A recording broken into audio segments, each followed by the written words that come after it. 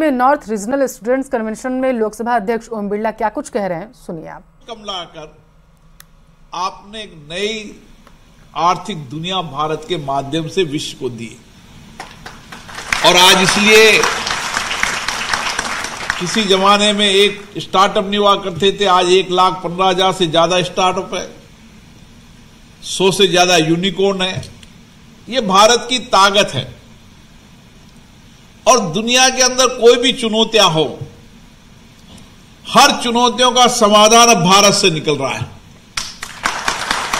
ये हमारी ताकत बड़ी है।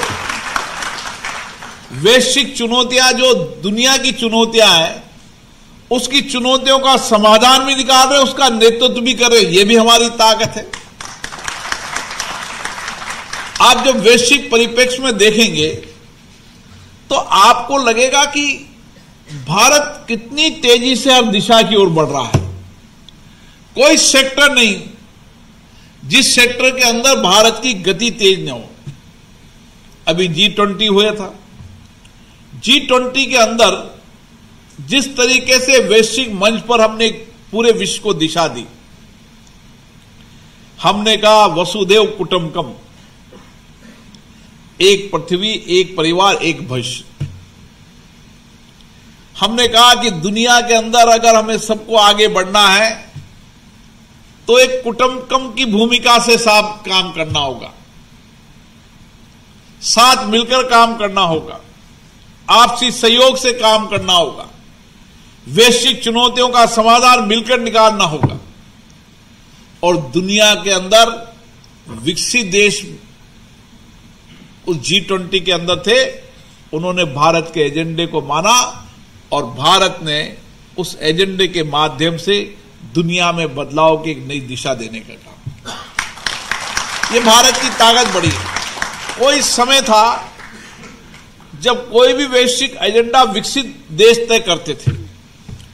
आज हमारी ताकत इतनी है कि दुनिया का हर वैश्विक एजेंडा भारत तय करता है, हमारे प्रधानमंत्री नरेंद्र मोदी का।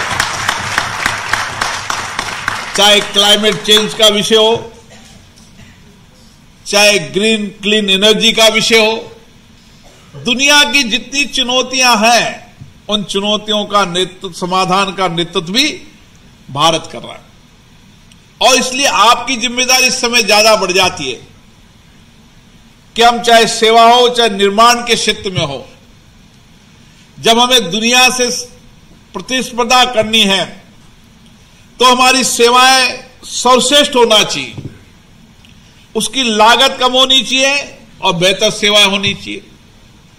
हम इंडस्ट्री सेक्टर के अंदर चल जाएं तो हमारी कॉस्ट कम हो, क्वालिटी बेटर हो और उत्पादन अधिक हो, ताकि हम दुनिया के प्रतिस्पर्धी बाजार से टिक सके। यह आपकी जिम्मेदारी है।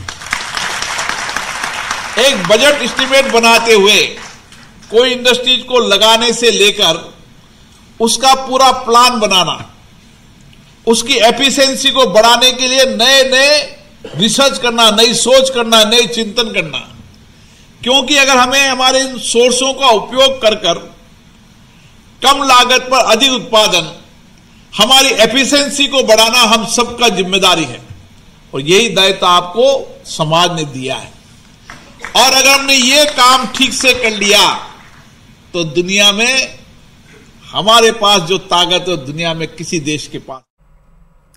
खबरों में आगे बढ़ेंगे, जैसलमेर का रुख करेंगे जहां से बड़ी खबर सामने निकल कर आ रही है। सीएम भजनलाल शर्मा जैसलमेर पहुंच चुके हैं। प्रशासनिक अधिकारी और जनप्रतिनिधि वहां पर मौजूद हैं, तो इस वक्त की बड़ी खबर आप तक पहुंचा रहे हैं। बताते चलें कि सीएम भजनलाल शर्मा जैसलमेर के दौरे पर हैं और बताया जा रहा है कि जैसलमेर पहुंच चुके हैं सूबे के मुखिया सीएम भजनलाल शर्मा। प्रशासनिक अधिकारी और जनप्रतिनिधि उनके स्वागत के लिए वहां पर मौजूद हैं। सीएम बनने के बाद सीएम भजनलाल शर्मा का ये जैसलमेर का पहला दौरा है। महत्वपूर्ण इसलिए भी क्योंकि आज जो है वो जैसलमेर के दौरे पर, एक दिवसीय दौरे पर देश के राष्ट्रपति द्रौपदी मुर्मू भी रहने वाली हैं, जिसको लेकर के सीएम भजनलाल शर्मा पहुंचे हुए हैं।